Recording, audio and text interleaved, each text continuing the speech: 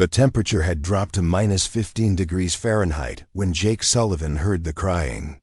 For a man who had spent the last 8 months sleeping in abandoned barns and under highway overpasses, unusual sounds in the middle of a Wyoming blizzard were either a blessing or a death sentence. This particular sound would prove to be both. Before we jump back in, tell us where you're tuning in from, and if this story touches you, make sure you're subscribed because tomorrow I've saved something extra special for you.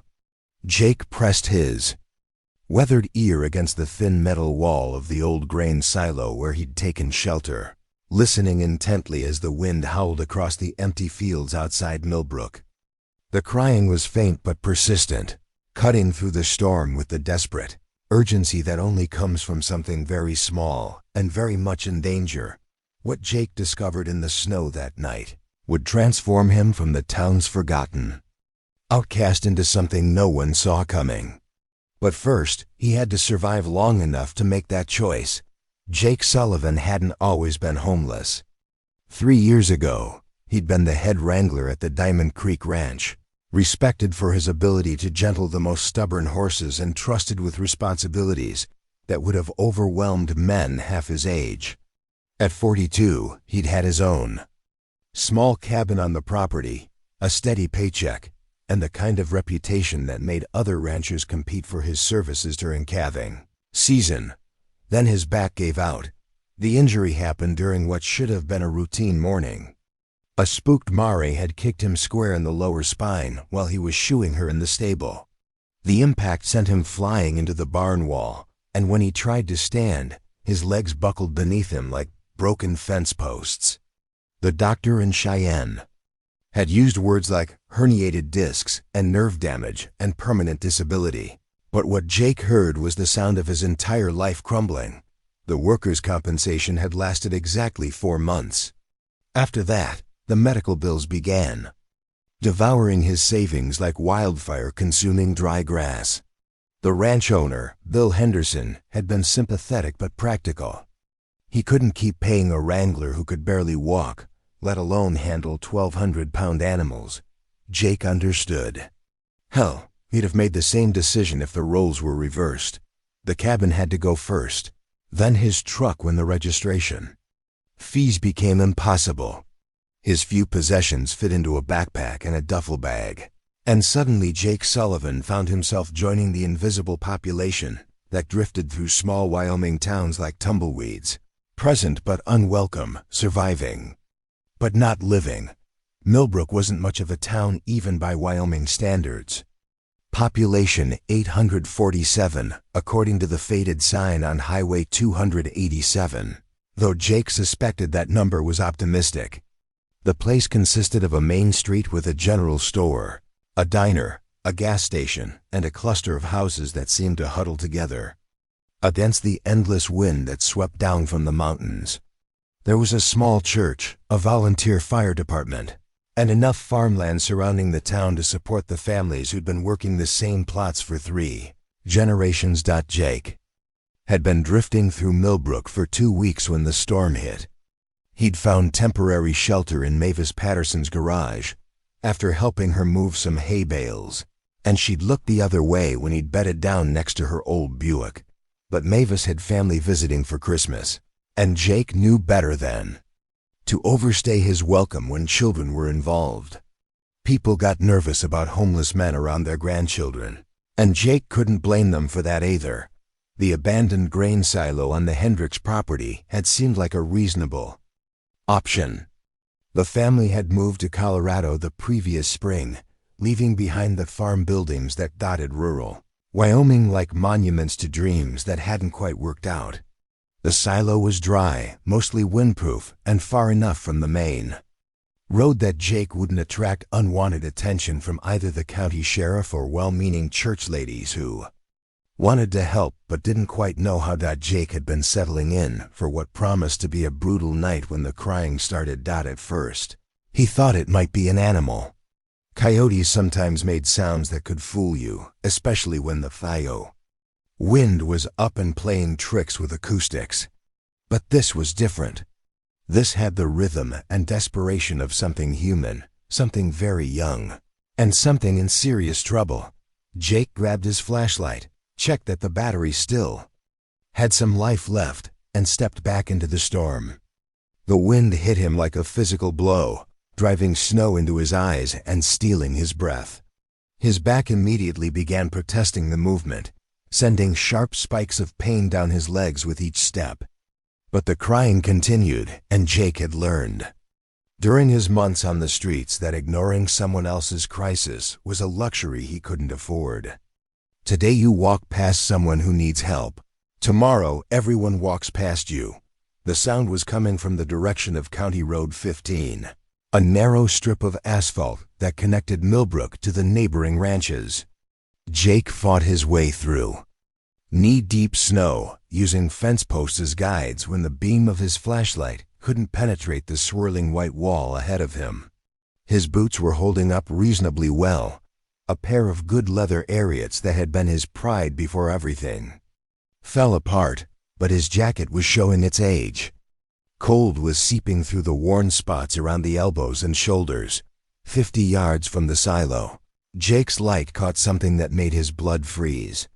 A small sedan was buried nose first in a snowdrift, obviously having slid off the road during the early stages of the storm.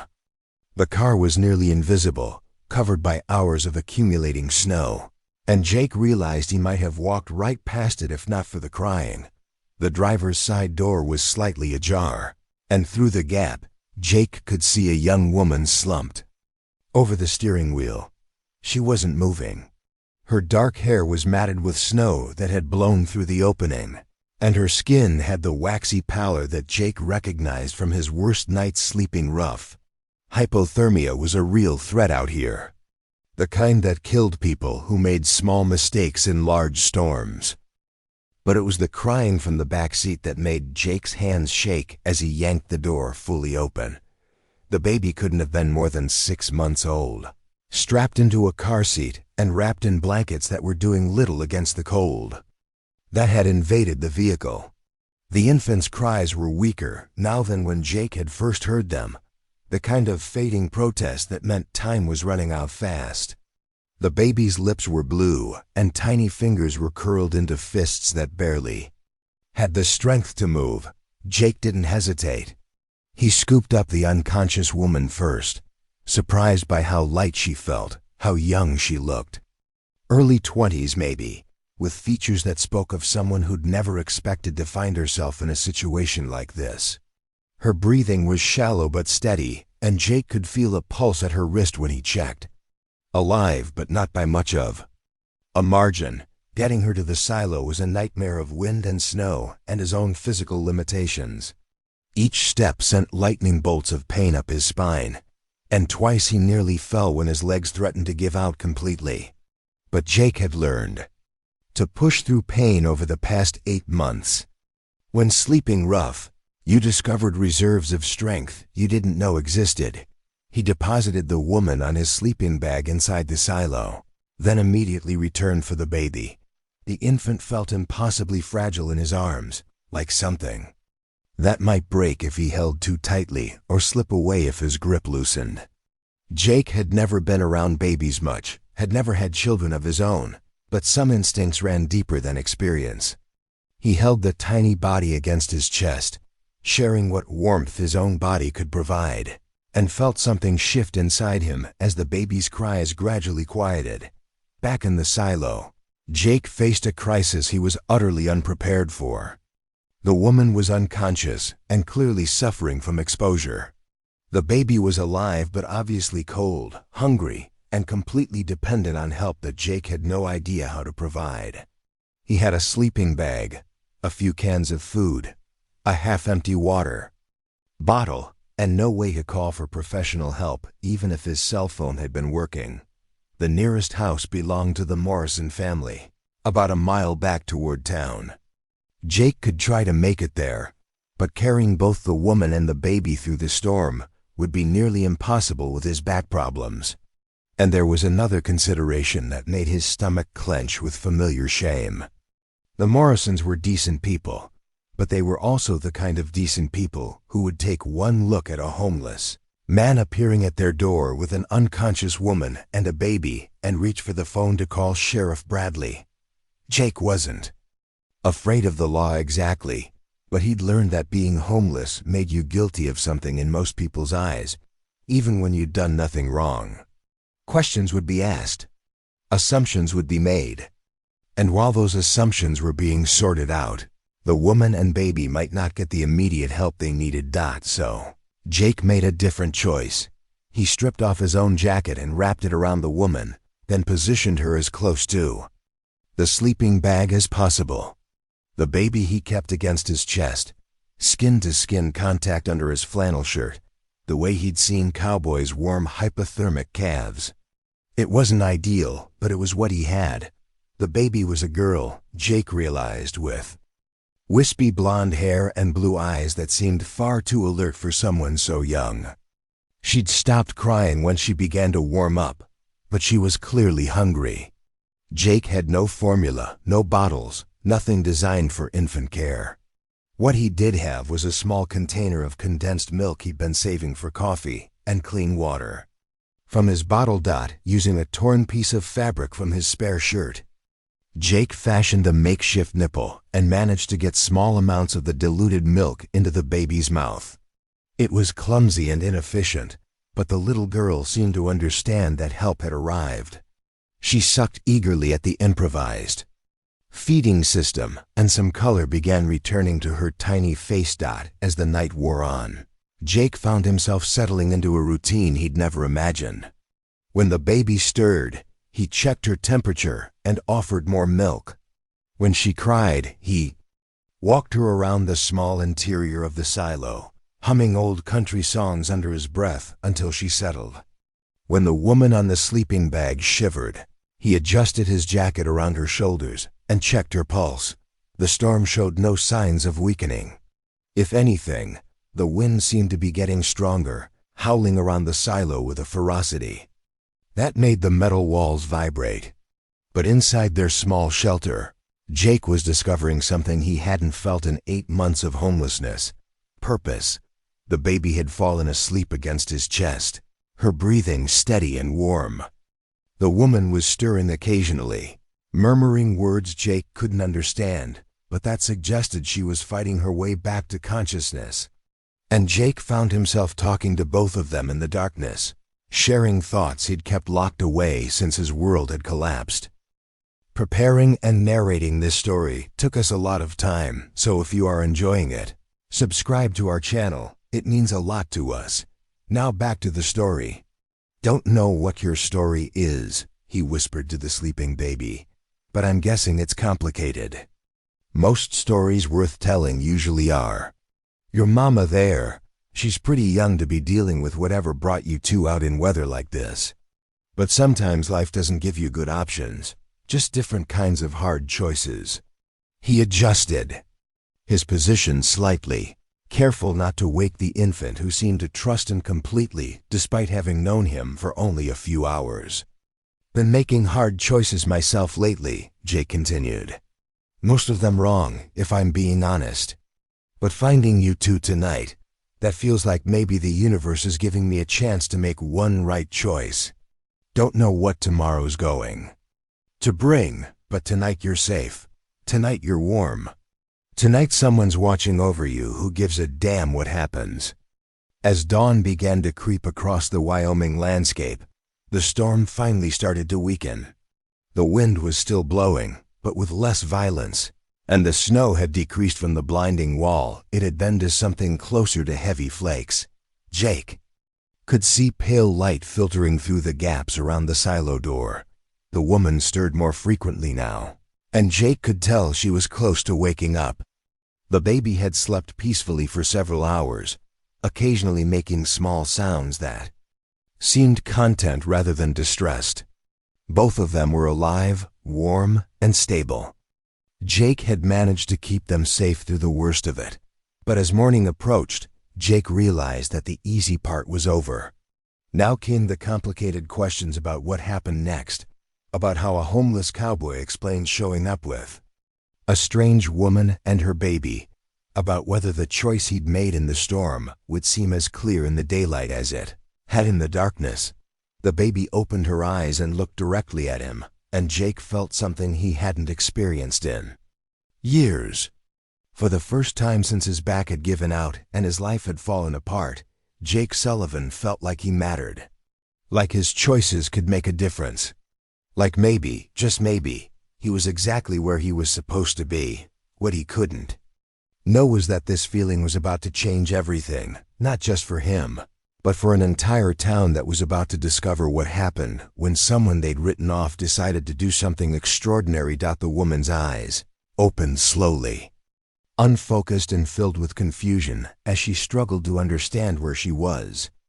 Jake had been dozing fitfully in the corner of the silo, the baby still nestled against his chest, when he heard her sharp intake of breath.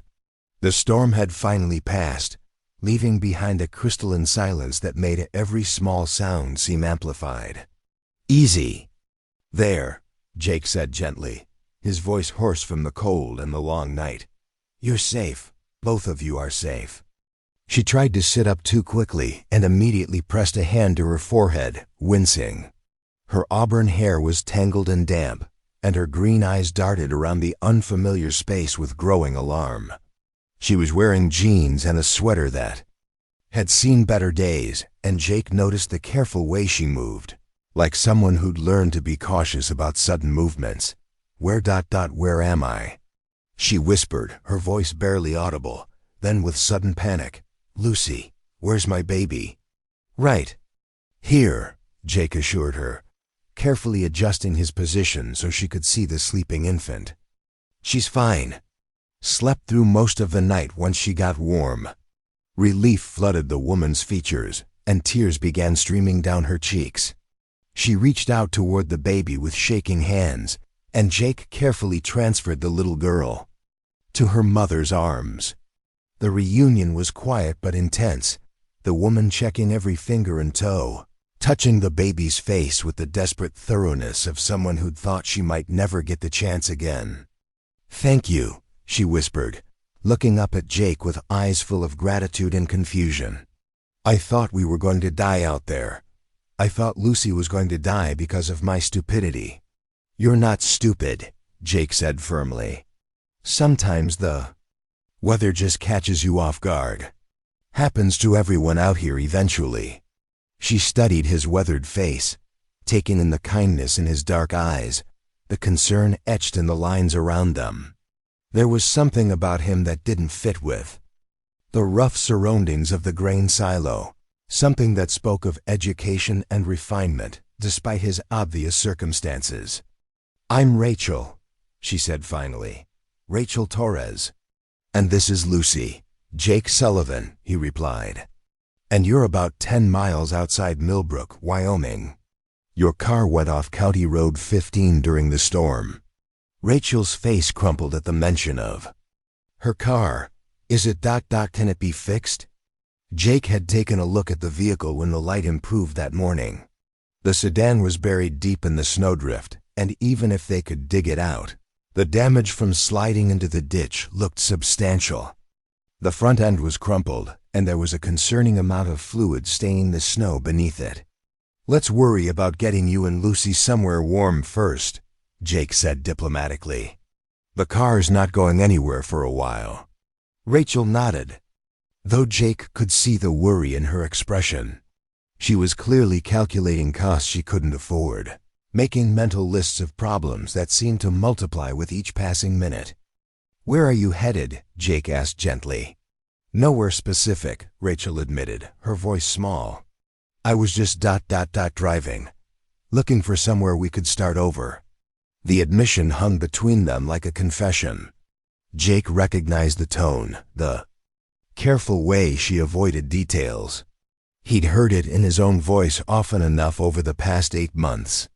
It was the sound of someone whose life had fallen apart and who was still trying to figure out how to put the pieces back together.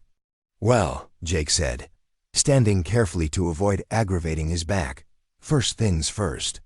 We need to get you to somewhere with heat and proper food." Lucy's going to need formula and diapers and all the things babies require.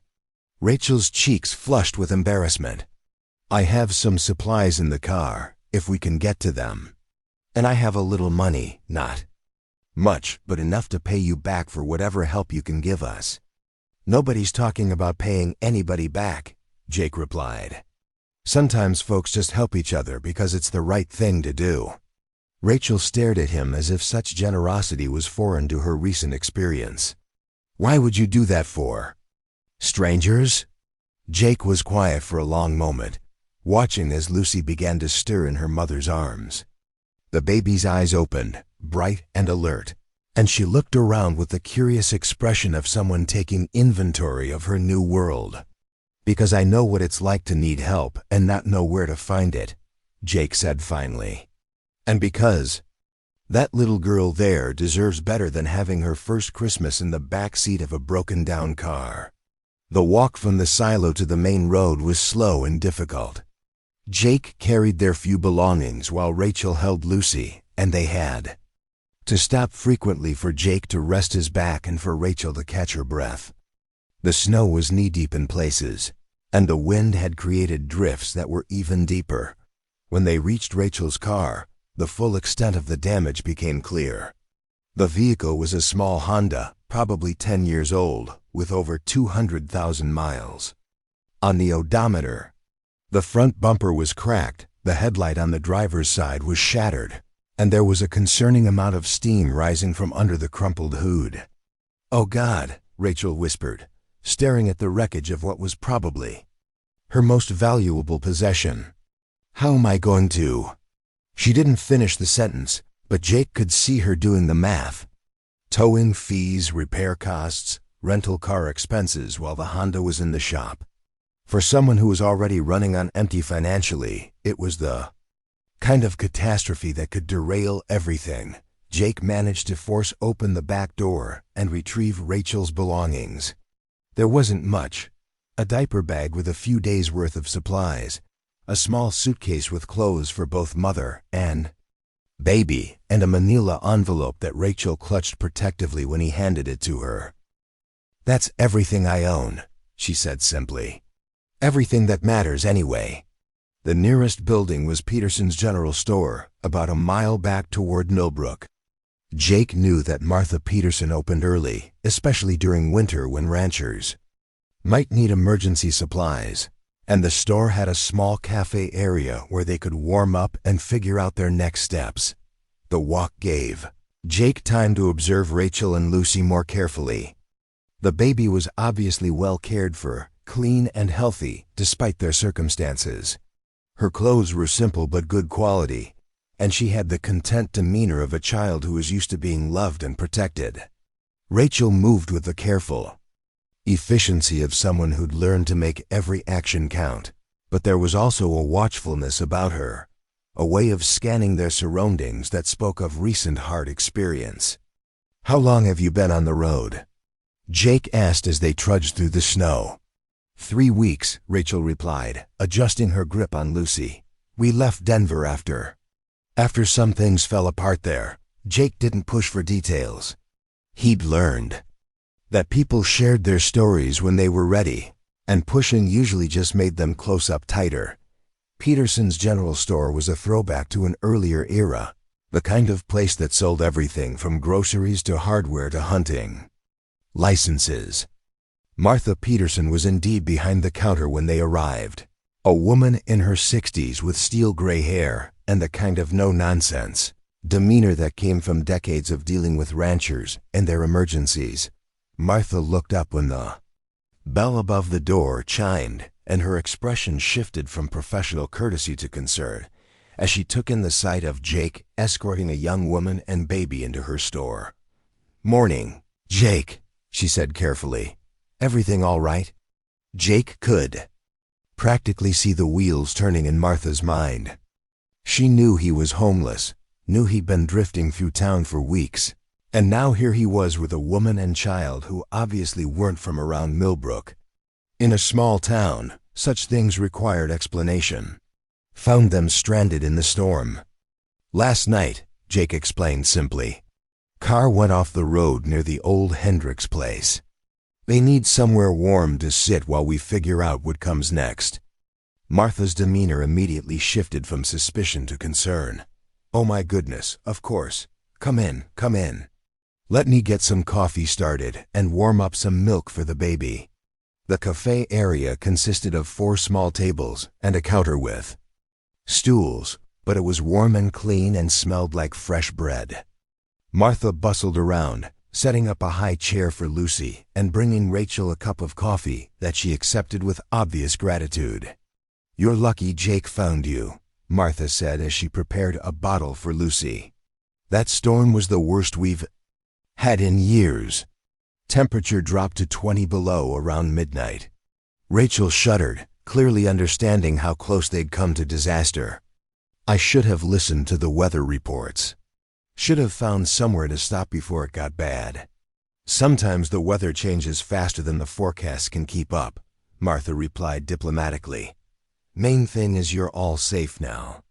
As Lucy contentedly drank her bottle and Rachel slowly warmed up with coffee and a plate of eggs that Martha insisted she needed, Jake found himself studying the dynamics of the situation.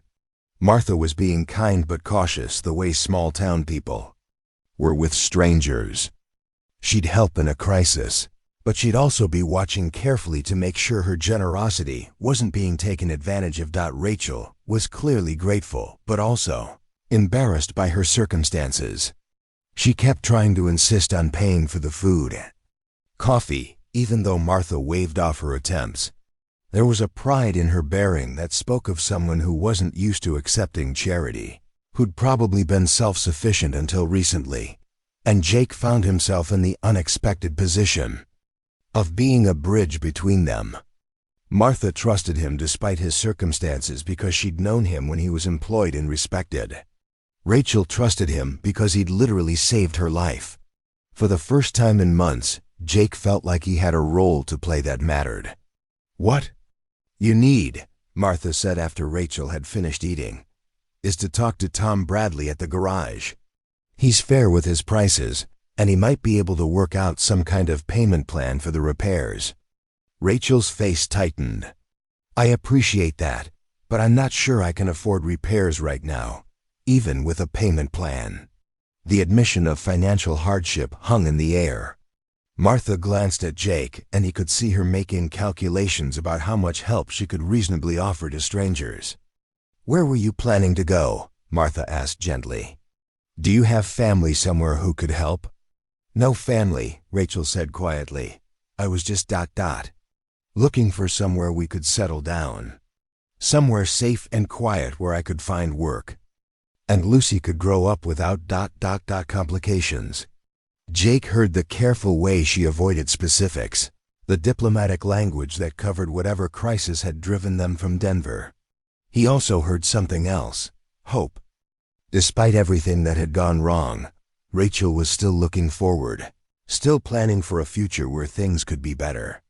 "Millbrook's a good place for that," Martha said thoughtfully. "Quiet, safe, good people. Not a lot of job opportunities though, especially for someone with a baby." "I can do most anything," Rachel said quickly. "I've worked retail, restaurants, cleaning houses, bookkeeping. I'm not afraid of hard work." Martha nodded approvingly. "That's good to hear. Let me make some calls, see what I can find out about work possibilities. But first, you need somewhere to stay while you get your feet under you." This was the question Jake had been dreading. Millbrook had a small motel, but it was expensive by local standards and probably beyond Rachel's budget. For more than a night or two. The church sometimes helped people in crisis, but they'd have questions and requirements that might complicate Rachel's situation. "The old Murphy place has been empty since September," Martha mused aloud. "Mary Murphy moved to Florida to be near her daughter, and the house has just been sitting there.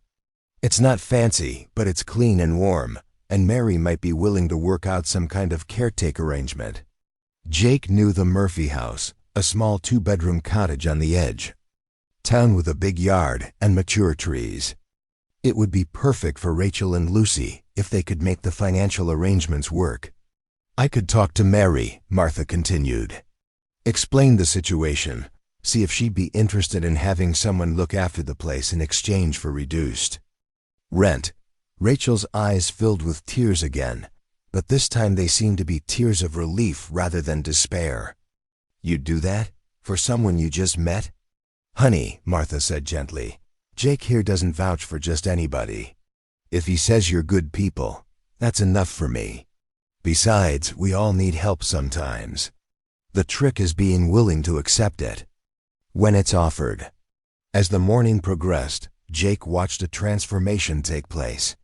Rachel began to relax as she realized that she'd stumbled into a community that was genuinely interested in helping her succeed. Martha made phone calls, arranging for Tom Bradley to look at the Honda and for Mary Murphy to call about the house rental. She even contacted Janet Walsh at the elementary school, who mentioned that they were looking for someone to help in the after-school program. Lucy charmed everyone who met her, babbling happily and reaching out to touch faces with the fearless curiosity of someone who'd been raised with love and attention.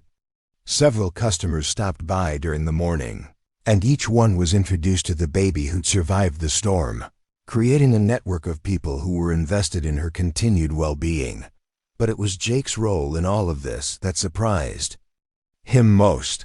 People kept thanking him for what he'd done, treating him like a hero instead of the town's homeless drifter. Martha insisted on giving him a free breakfast, and when Tom Bradley arrived to discuss the car situation, he shook Jake's hand with genuine respect. Heard you saved these two last night, Tom said. Hell of a thing, going out in that storm. Most folks would have stayed put and hoped for the best. Jake felt uncomfortable with the praise, but he also felt something else, the beginning of a sense that maybe his value as a human being wasn't tied to his employment status or his housing situation.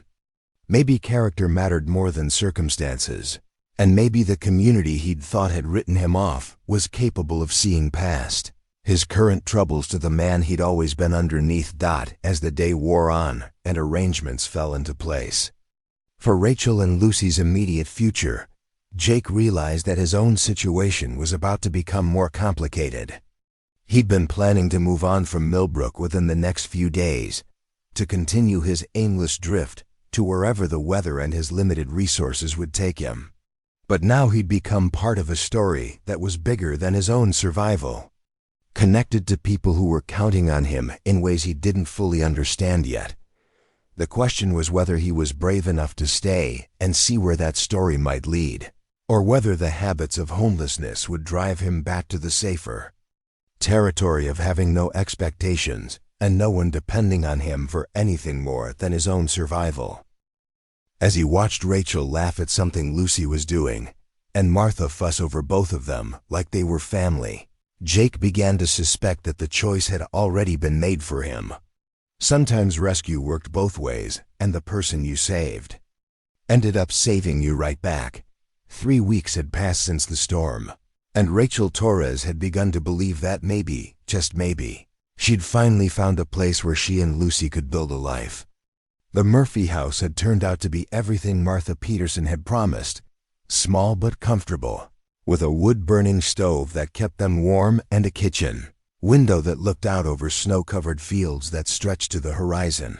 Mary Murphy had been surprisingly generous with the rental arrangement, accepting Rachel's offer to maintain the property and handle minor repairs in exchange for reduced rent.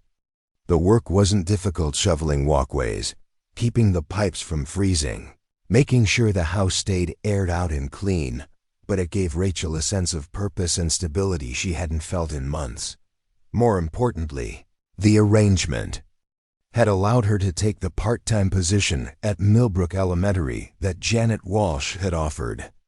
Working with the after-school program meant she could bring Lucy with her, and the children had taken to the baby with the kind of uncomplicated affection that made Rachel's heart ache with gratitude. Jake had become a regular fixture in their lives, though in ways that surprised everyone, including himself. He'd initially planned to move on once Rachel was settled, but Martha Peterson had made him an offer that was hard to refuse. Her husband had died 2 years earlier, and she was struggling to keep up with the heavier aspects of running the general store.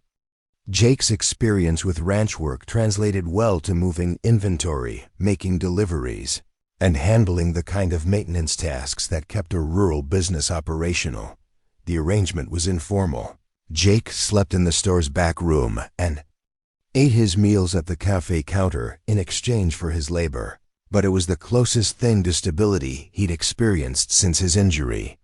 More than that, it allowed him to be near Rachel and Lucy, to continue playing the protective role that had become central to his sense of purpose. On this particular morning, Jake was unloading a delivery of feed supplies when he noticed the black sedan with Colorado plates parked across the street from the elementary school.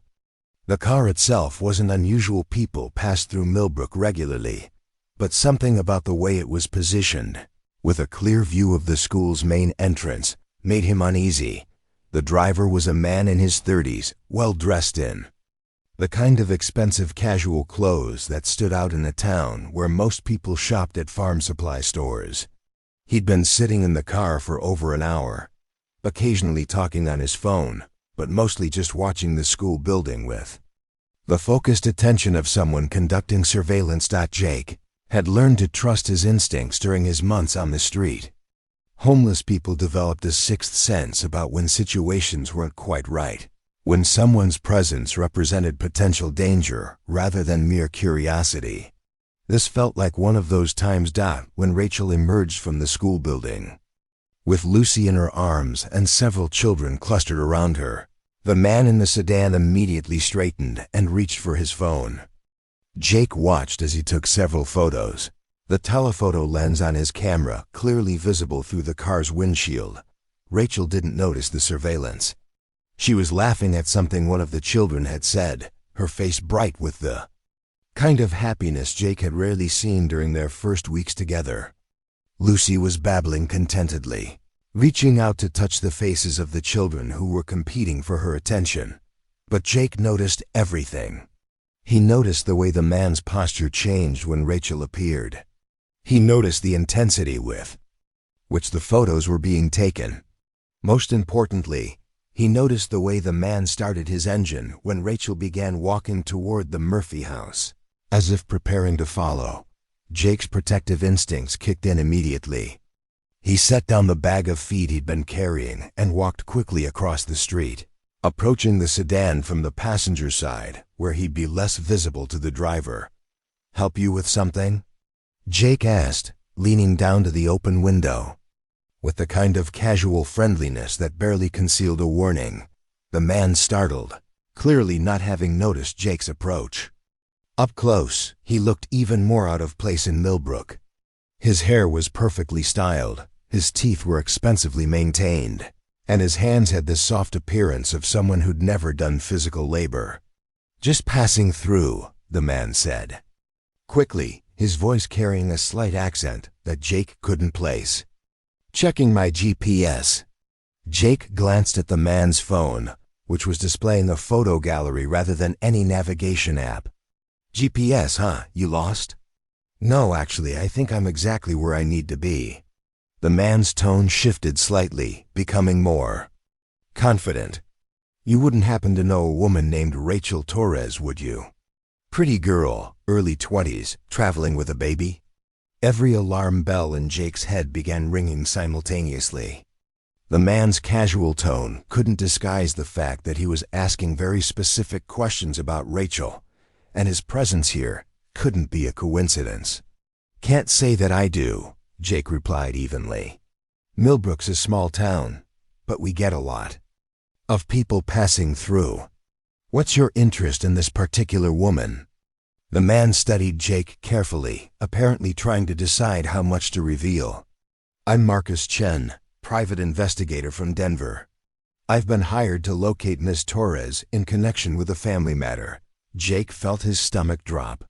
Whatever had driven Rachel to leave Denver, it had followed her here. The careful way she'd avoided discussing her past suddenly made perfect sense, and Jake realized that the safety and stability she'd been building in Millbrook was about to be threatened. "Family matter? Jake repeated. Her ex-boyfriend is very concerned about her welfare, Chun continued smoothly. And about the welfare of his daughter. He just wants to make sure they're safe and being properly cared for. The way Chun said his daughter made Jake's blood run cold. Lucy had never shown any signs of missing a father figure, and Rachel had never mentioned anyone else having parental rights. But family law was complicated, and Jake had heard enough stories during his time on the streets to know that biological fathers could sometimes claim children even when they'd been absent from their lives. Well, Jake said carefully, like I said, I don't know anyone by that name. But if I did, I'd probably suggest that any concerned family members should go through proper legal channels rather than hiring private investigators to take pictures of elementary schools. Chun's expression hardened slightly. Mr. Sullivan. Mr. Sullivan, I understand your concern, but this is a legitimate investigation.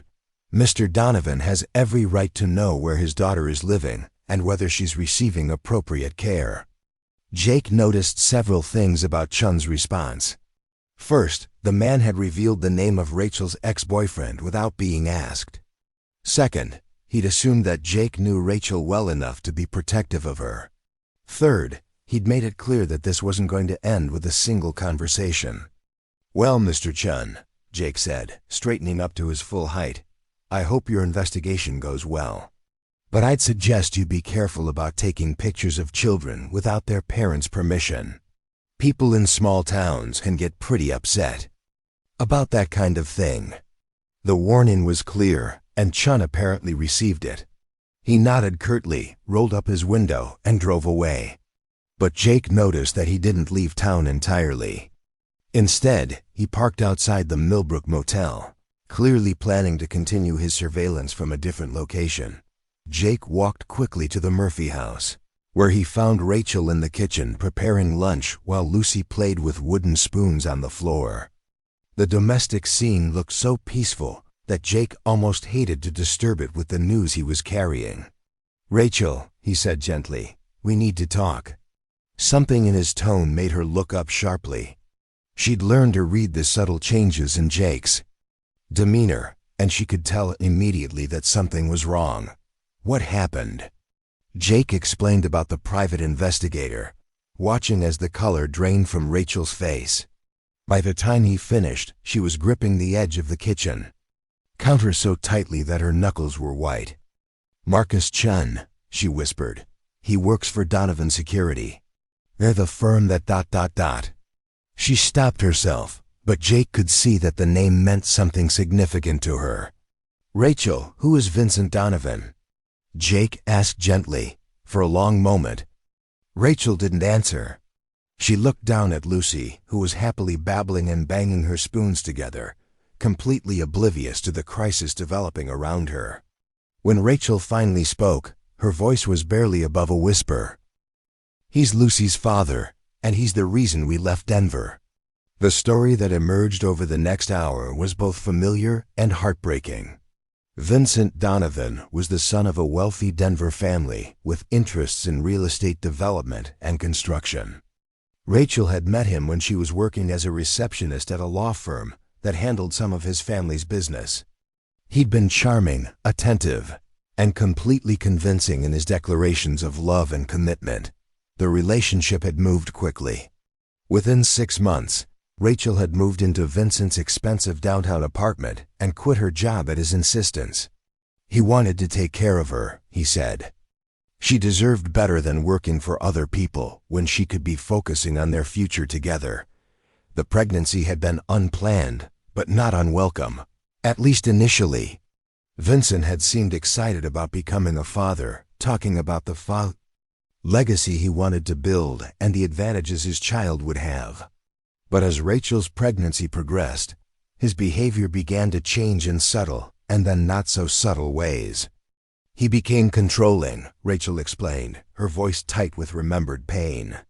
He wanted to know where I was every minute of the day. He didn't want me to have friends or see my family. He said it was because he loved me so much, because he wanted to protect me and the baby. Jake had heard similar stories before. Abuse often started with isolation, with making the victim dependent on the abuser for everything from financial support to social contact. It was a pattern that escalated gradually until the victim found themselves trapped in a situation they couldn't easily escape. When Lucy was born, it got worse, Rachel continued. Vincent started talking about how she was his heir, his legacy. He wanted to control every aspect of her care, from what she ate to what clothes she wore. He hired a nanny without consulting me, then got angry when I insisted on doing things myself. The breaking point had come when Vincent started talking about marriage, not as a romantic gesture, but as a business arrangement. He wanted to ensure that his rights as Lucy's father were legally protected, and he wanted Rachel to sign documents that would essentially give him complete control over their daughter's upbringing and future. I realized that he didn't see Lucy as a person, Rachel said, tears streaming down her face. He saw her as property, as something he owned. And he saw me as an incubator who'd served her purpose. When Rachel had refused to sign the documents and started talking about leaving, Vincent's mask had finally slipped completely. The charming, attentive boyfriend had been replaced by someone cold and calculating. Someone who made it clear that he considered Rachel and Lucy to be his possessions rather than people with their own rights and needs. He told me that if I tried to leave, he'd use his family's lawyers to take Lucy away from me, Rachel continued. He said I had no money, no job, no way to provide for her the way his family could. He said no court would give custody to a single mother with nothing when the father could offer private schools and trust funds and every advantage money could buy. Jake felt a familiar rage building in his chest. He'd seen what happened when people with money and power decided to use those advantages against people who had neither. The legal system was supposed to protect everyone equally, but in practice, it often favored those who could afford better lawyers and longer fights. So you ran, Jake said. I took what I could carry and left while he was at work, Rachel confirmed. I knew he'd come after us, but I hoped that if I could get far enough away, if I could establish myself somewhere else, maybe I could prove that Lucy was better off with me. Jake understood now why Rachel had been so careful about details, why she'd been reluctant to provide too much information about her background. She'd been trying to stay off the radar, to build a new life before Vincent could find them and drag them back to Denver. The problem is, Rachel continued, Vincent's family has resources I can't compete with. They can afford to hire investigators like Marcus Chen to track us down. They can afford lawyers who specialize in custody cases. They can afford to fight this battle for as long as it takes. Jake looked at Lucy, who had abandoned her spoons and was now pulling herself up on the furniture, taking tentative steps while holding onto the chair legs. She was clearly a happy, healthy child who was thriving in the stable environment Rachel had created for her. The idea of this little girl being used as a pawn in some rich man's power game made Jake's protective instincts flare even stronger. What do you want to do? Jake asked. Rachel was quiet for a long time, clearly wrestling with options that all seemed to lead to bad outcomes. I don't know, she finally admitted. If we run again, he'll just follow us. But if we stay and fight, I don't know if I can win against his lawyers and his money. Jake watched as Lucy toddled over to Rachel and pulled on her mother's jeans, demanding to be picked up. Rachel lifted her daughter automatically, and Lucy immediately settled against her shoulder with the complete trust of a child who'd never doubted her mother's love and protection. Maybe you don't have to fight this battle alone, Jake said quietly. Rachel looked at him questioningly, and Jake realized that he was about to make a commitment that would change his life in ways he couldn't predict. But as he looked at this woman who'd trusted him with her story and this baby who'd brought purpose back to his existence, he knew there really wasn't a choice to make. Millbrook's a good town with good people, Jake continued.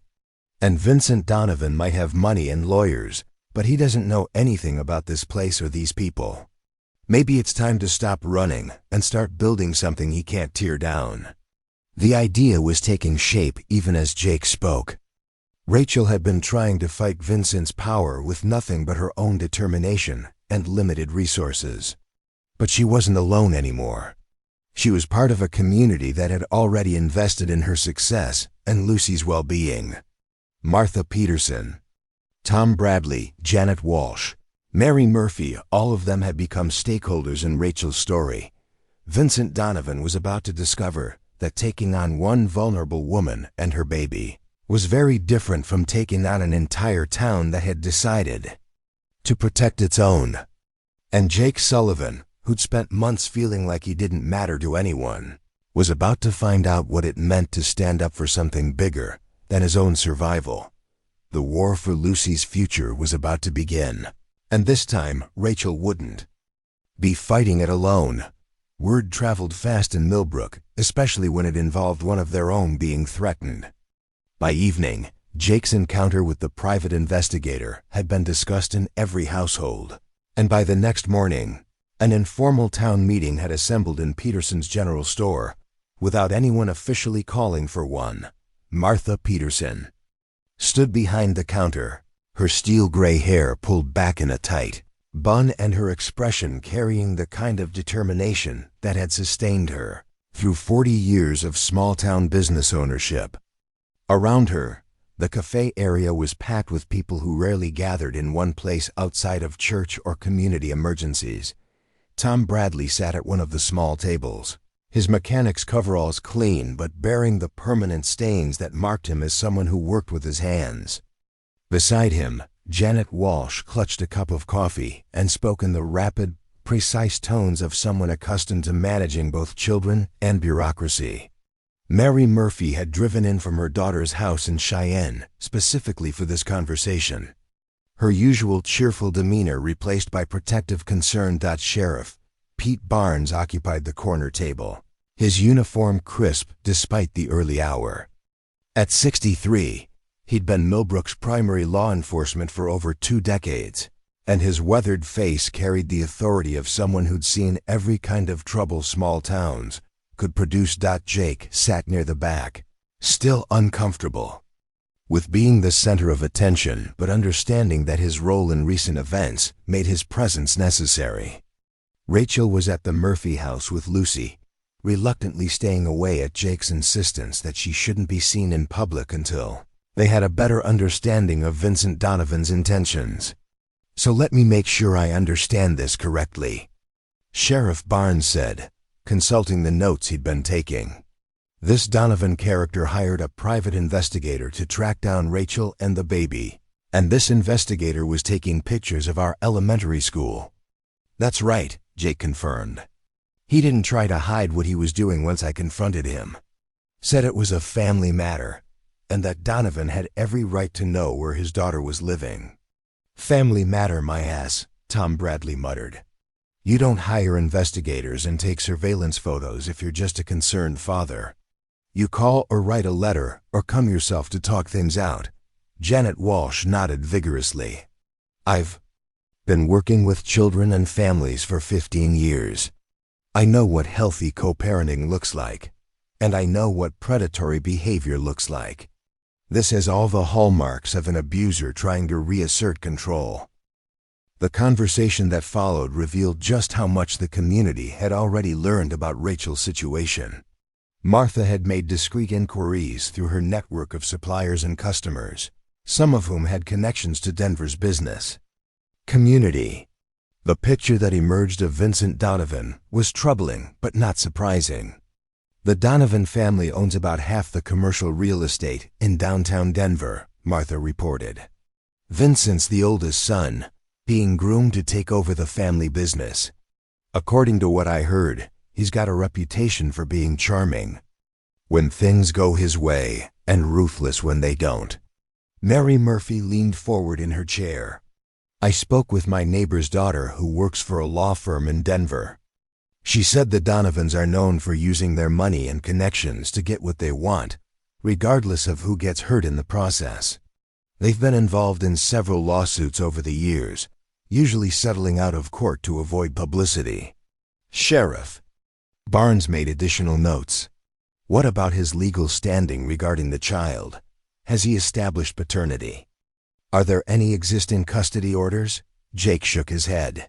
According to Rachel, they were never married and there's no formal custody arrangement. She said he started talking about marriage as a way to cement his legal rights, but she left before anything was finalized. That actually works in her favor, Janet observed. Without a formal custody order, he can't just demand the child be returned to him. He'd have to go through the courts to establish his rights. Which brings us to the real problem, Martha said grimly.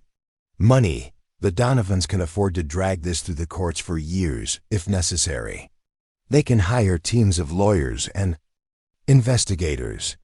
Rachel's working part-time at the elementary school and living in a rental house. The playing field isn't exactly level. The room fell silent as everyone contemplated the David and Goliath nature of the situation. In theory, the legal system was supposed to protect the best interests of children, regardless of their parents' financial circumstances. In practice, wealth often determined how many legal resources could be brought to bear on a case. It was Tom Bradley who broke the silence with a suggestion that surprised everyone, including himself. What if we level that playing field? All eyes turned to the mechanic, who looked slightly uncomfortable with the attention, but pressed on with his idea. Look, we all agree that Rachel's a good mother, and that Lucy's thriving here in Millbrook. We also agree that this Donovan character sounds like bad news. So why don't we do something about it instead of just sitting here talking? What did you have in mind? Sheriff Barnes asked. Tom gestured around the room. We've got people here who know how to organize, how to raise money, how to get things done. What if we helped Rachel fight this battle properly? What if we made sure she had the same kind of legal representation that Donovan's going to have? The idea hung in the air for a moment, revolutionary in its simplicity. Small towns were accustomed to helping each other through individual crises, medical emergencies, house fires, crop failures. But this was different. This was about taking collective action against an outside threat to one of their own. Martha was the first to respond, and her voice carried the authority of someone who'd been organizing community efforts for decades. It could work, she said slowly. We'd need to be strategic about it, though. Can't just throw money at lawyers and hope for the best. We'd need someone who specializes in family law, someone who knows how to handle cases where one side has significantly more resources than the other. I might know someone, Mary Murphy said unexpectedly. My daughter's friend in Cheyenne is a family law attorney. Nancy Chun, no relation to the investigator, she added quickly. She's built a reputation for taking on difficult cases, especially ones involving wealthy defendants who think they can buy whatever outcome they want. Sheriff Barnes looked thoughtful. What about the investigator? Chun's still in town, still watching. We need to be careful that our efforts to help Rachel don't make her situation worse. Jake had been thinking about this problem since his encounter with Chun the previous day. What if we used that to our advantage? Everyone looked at him questioningly. Think about it, Jake continued. Chun's here to gather evidence about Rachel's fitness as a mother and Lucy's living conditions. What if we made sure he saw exactly what we want him to see? The plan that emerged from the next hour of discussion was audacious in its simplicity. Instead of hiding Rachel and Lucy from Chun's surveillance, they would put them on full display. But they would control the narrative, ensuring that every interaction Chun witnessed painted a picture of a thriving child in a supportive community environment. Over the next 3 days, Chun's surveillance documented a remarkable transformation. In Rachel's public presence, where before she'd been a private person focused mainly on work and caring for Lucy, she now seemed to be everywhere, participating in activities that showcased both her integration into the community and her skills as a mother. On Monday, Chun photographed Rachel volunteering at the library's story time, leading a group of children in songs, while Lucy sat contentedly in a bouncing seat, clapping along with the music. Janet Walsh made sure to be prominently visible in the background, clearly supervising and approving of Rachel's interaction with the other. Children. Tuesday found Rachel at Tom Bradley's garage, expertly changing the oil in Martha Peterson's pickup truck while Lucy played safely in a portable crib nearby. Several townspeople stopped by during Chun's observation period, each making a point of greeting Rachel warmly and commenting on how well Lucy was developing. Wednesday was perhaps the most effective day of their campaign. Rachel spent the morning at the church, helping with the food bank distribution while Lucy charmed the elderly volunteers. Then she moved to the school, where she assisted with the after-school program while several parents observed her patient. Skilled interaction with children of various ages, but it was Wednesday evening that provided the most powerful demonstration of community support. As Chun maintained his surveillance from the motel parking lot, a steady stream of visitors began arriving at the Murphy house. Tom Bradley brought a casserole his wife had prepared. Martha Peterson arrived with groceries and stayed to help with Lucy's bedtime routine. Janet Walsh stopped by with children's books and stayed to read stories. By the time the evening was over, Chun had documented what appeared to be an extended family gathering with multiple generations of community members, taking turns holding Lucy, helping with household tasks, and clearly demonstrating their investment in both Rachel's and the baby's well-being. The psychological impact on Chun was obvious to anyone watching carefully. He'd arrived in Millbrook expecting to document a vulnerable single mother struggling to provide adequate care for her child. Instead, he was witnessing a young woman who was clearly thriving in a supportive community environment, with a baby who was obviously healthy, happy, and surrounded by people who cared about her development. But the real breakthrough came on Thursday morning, when Nancy Chun, the attorney Mary Murphy had contacted, arrived in Millbrook for a consultation with Rachel. Nancy Chun was everything her reputation suggested: sharp, experienced, and utterly unintimidated by wealthy opponents. In her 50s, with silver-streaked black hair and the confident bearing of someone who'd won more cases than she'd lost, she immediately understood both the challenges and opportunities presented by Rachel's situation. The good news, she told Rachel during their meeting at the Murphy house, is that Vincent Donovan's behavior is working against him. Hiring investigators to conduct surveillance on elementary schools doesn't look good to family court judges. It suggests someone who's more interested in control than in the child's best interests. Jake sat in on the meeting, along with Martha Peterson and Janet Walsh, who would serve as character witnesses if the case went to court. The better news, Nancy continued, is that you've built exactly the kind of support network that courts love to see. Stable housing, steady employment, community connections, excellent child care arrangements. These are all factors that weigh heavily in custody determinations. Rachel looked hopeful for the first time since Chun's arrival. So you think we can win? I think we can put up a hell of a fight, Nancy replied. But we need to be prepared for this to get ugly.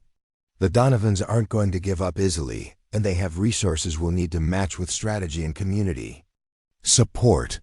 The financial arrangement that emerged from their discussion was typical of Nancy Chun's approach to cases involving wealthy opponents.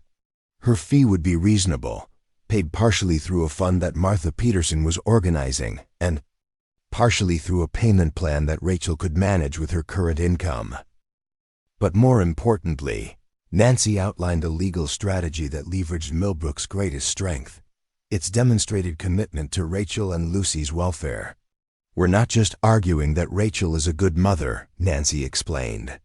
We're arguing that Lucy has been placed in an environment where she's not just cared for by one person, but supported by an entire community. That's something Vincent Donovan can't replicate, regardless of how much money he has. As the meeting concluded and plans were made for Nancy to begin formal legal proceedings, Jake realized that something fundamental had shifted in their approach to the crisis. They were no longer responding defensively to Vincent Donovan's threats. They were taking proactive steps to protect Rachel and Lucy while simultaneously challenging Donovan's assumption that wealth automatically translated to parental rights. The war for Lucy's future was far from over. But for the first time since Chun's arrival, Jake felt like they might actually win it.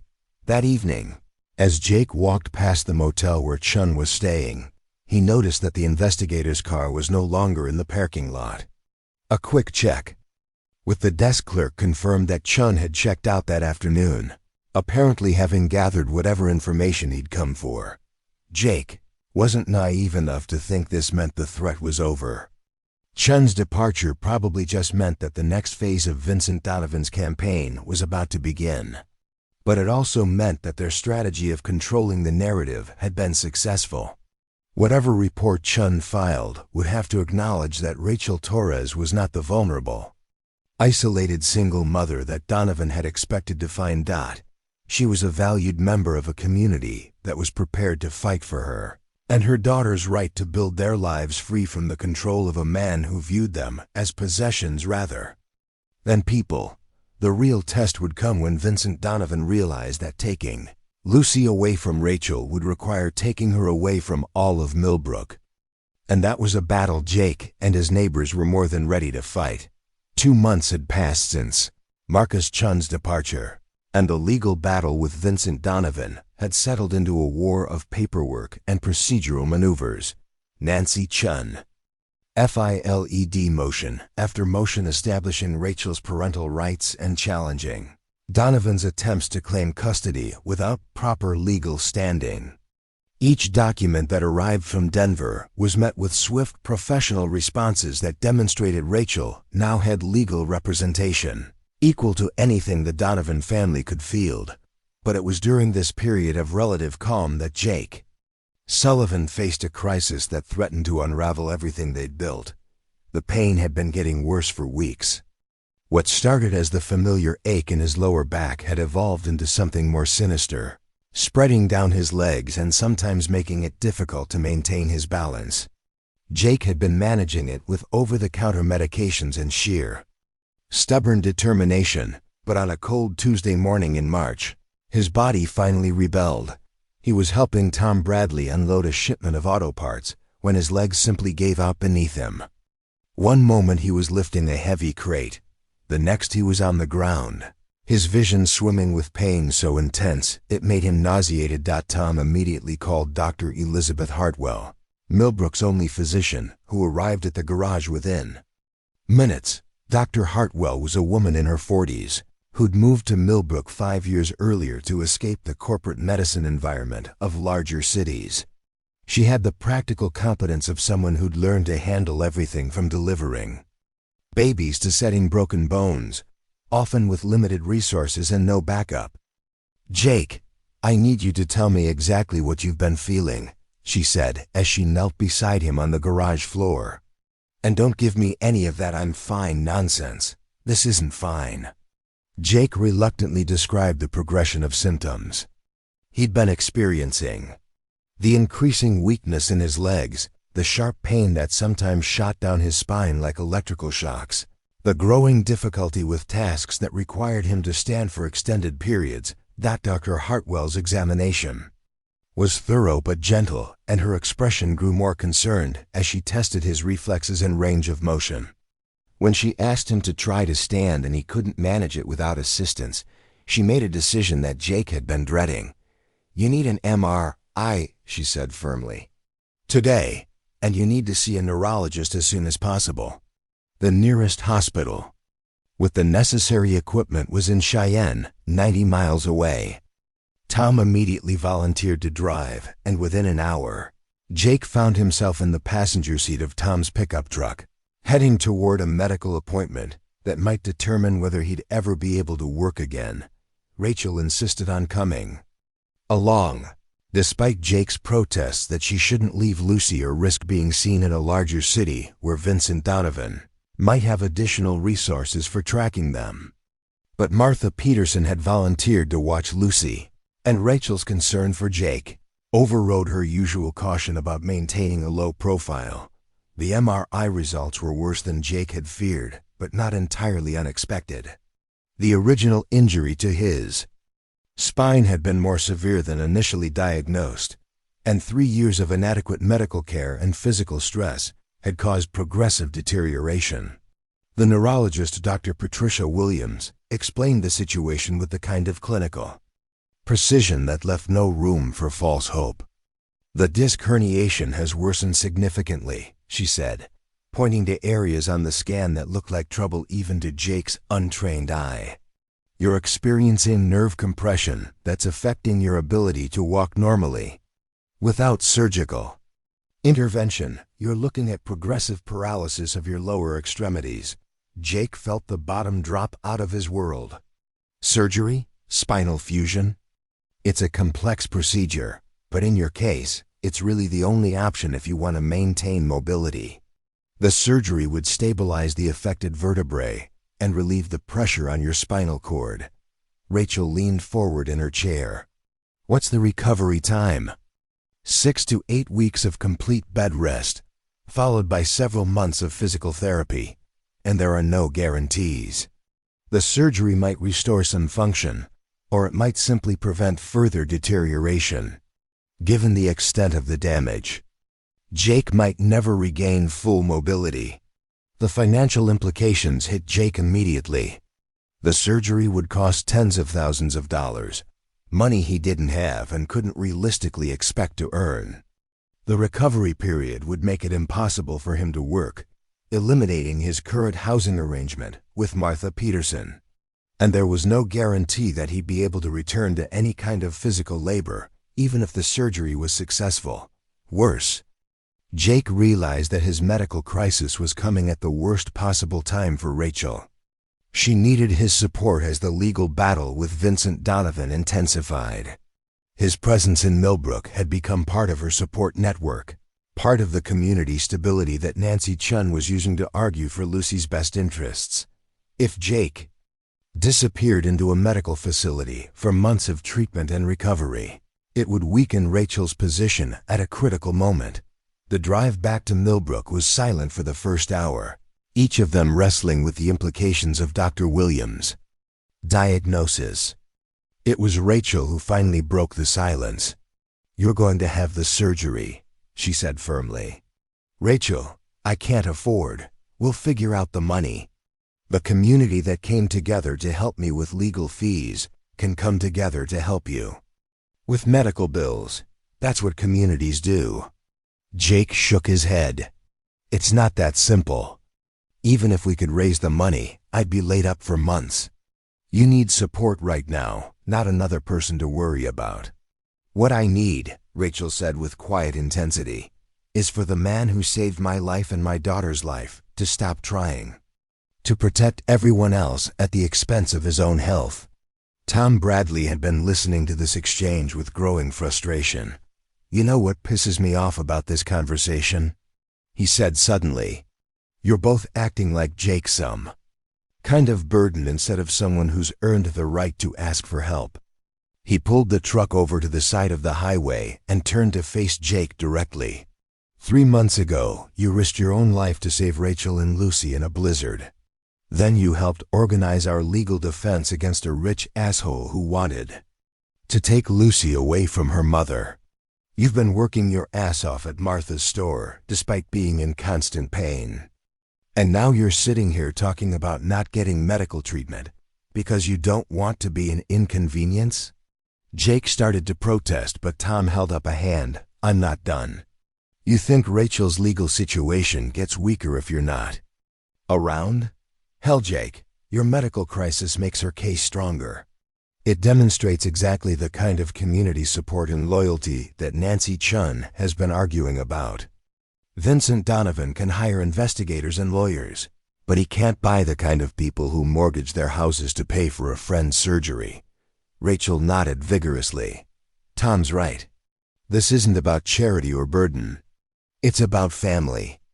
And families take care of each other, especially when the stakes are highest." The conversation that followed was emotional and difficult, touching on themes of independence, pride, and the complex dynamics of accepting help when you've spent months feeling like you have nothing to offer in return. But by the time they reached Millbrook, Jake had agreed to let the community help him the same way they'd helped Rachel. The response was immediate and overwhelming. Martha Peterson organized a fundraising committee before Jake had even returned from Cheyenne. By evening, Tom Bradley had set up a donation jar at his garage, and Janet Walsh was planning a benefit dinner at the school. Mary Murphy drove back from her daughter's house with a check that represented a significant portion of her savings. But it was the conversation Jake had with Sheriff Pete Barnes the next morning that really drove home how much his situation had changed since those early days of homelessness.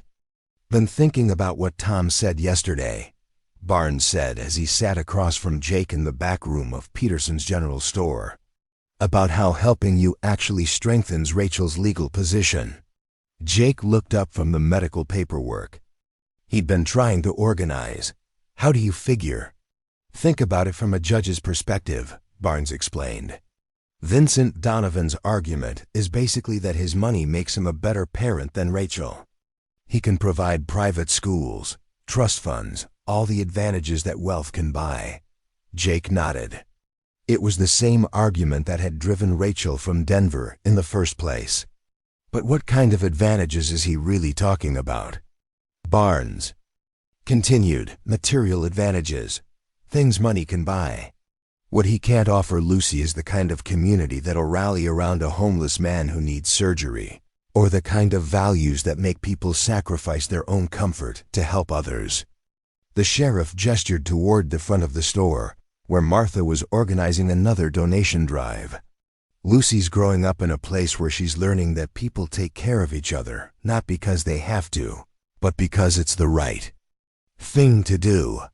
She's learning that a person's worth isn't measured by their bank account, but by their character and their willingness to help others.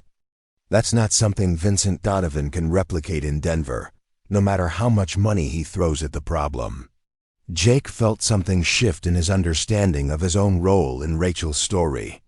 He'd been thinking of himself as a potential liability, someone whose medical problems might weaken her legal position. But Barnes was right. His situation actually demonstrated the depth and authenticity of the community support that Nancy Chun had been arguing was Lucy's best environment. The surgery was scheduled for the following week at Cheyenne Regional Medical Center.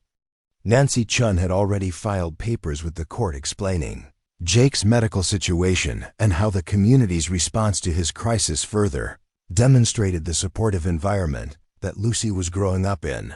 Vincent Donovan's legal team tried to use Jake's surgery as evidence of instability in Rachel's support network, but the strategy backfired when Nancy produced documentation of the fundraising efforts, volunteer schedules for Jake's care, and testimonials from community members about their commitment to helping him recover. "Your Honor," Nancy argued during a preliminary hearing, "Mr. Donovan wants this court to believe that his wealth makes him a superior parent. But wealth didn't save my client and her daughter from freezing to death in a blizzard. Community did. Wealth can't teach a child the values of compassion and mutual support. Community can. Mr. Sullivan's medical crisis hasn't weakened this community's commitment to these children, it's strengthened it." The judge, a woman in her 60s who'd been handling family law cases for over 2 decades, listened carefully to both sides' arguments. But Jake could tell from her questions that she was more interested in the community dynamics Nancy described than in the financial advantages Vincent's lawyers kept emphasizing. The night before his surgery, Jake sat in the Murphy house living room, watching Rachel read to Lucy before bedtime. The little girl was walking confidently now, chattering in the mixture of real words and babbling that marked her rapid development. She clearly felt safe and loved, surrounded by people who'd chosen to be part of her life rather than people who felt obligated by blood or legal requirements. "You know," Rachel said after Lucy had fallen asleep and they were sitting quietly by the fireplace, "I used to think that Vincent's money was the biggest threat to our safety. But I'm starting to realize that the real threat was isolation.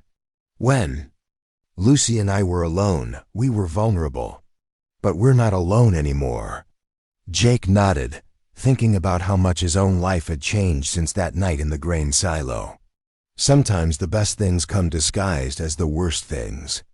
Your car. Breaking down in the blizzard seemed like a disaster, but it led you here. My back giving out seems like a catastrophe, but it's showing us how strong this community really is. The surgery the next morning was successful, though Jake's recovery would be long and uncertain. But as he drifted off under anesthesia, his last conscious thought was about how different this medical crisis felt from his original injury 3 years earlier. Then, he'd faced his disability alone, with no support system and no resources beyond his own diminished capabilities. Now, he was surrounded by people who'd committed to helping him heal, not because they owed him anything, but because they'd chosen to make his well-being their responsibility. It was the kind of support that Vincent Donovan's money couldn't buy and couldn't replicate. The fight for Lucy's future was entering its final phase, but Jake was confident that when the judge made her decision, she'd understand the difference between a community that chose to protect its children and a wealthy man who thought parenthood was something he could purchase. 5 years had passed since Jake's surgery, and the landscape of both his life and Millbrook itself had transformed in ways no one could have predicted. The legal battle with Vincent Donovan had concluded 2 years earlier with a decisive victory for Rachel, the judge ruling that Lucy's best interests were clearly served by remaining in the stable, supportive environment her mother had created. In Wyoming, Vincent's final appeal had been rejected when investigators discovered his pattern of hiring private detectives to harass other ex-girlfriends, painting a picture of a man more interested in control than in genuine parental concern. The judge's final ruling had been scathing, noting that wealth without character does not constitute fitness for parenthood. Jake's recovery had been slower than anyone hoped, but more complete than the doctors had predicted. He walked with a permanent limp now and couldn't handle the heavy physical labor that had once defined his working life, but he'd discovered talents he never knew he possessed.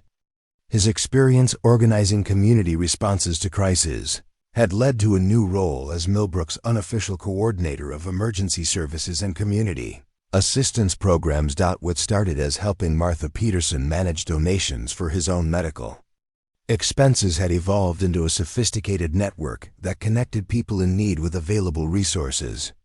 Jake had become the person everyone called when emergencies struck, when families faced financial crises, or when newcomers needed help integrating into the community.